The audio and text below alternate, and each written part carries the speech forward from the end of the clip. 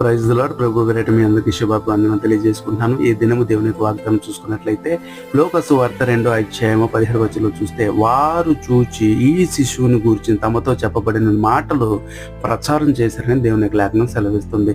తమతో చెప్పబడినటువంటి మాటలు ఏంటంటే, ప్రవక్తలు చెప్పబడినటువంటి మాటల ఆధారంగా ఈ యొక్క శిశువు ఆ రోజుల్లో పలికినటువంటి మాటల ఆధారంగా పుట్టాడని వాళ్ళు నమ్మి వాళ్ళు ఏం చేశారంటే, బెత్లెహేమ్ అనే ఊరిలో ప్రచారం చేశారంట. ఏమని ప్రచారం చేశారు?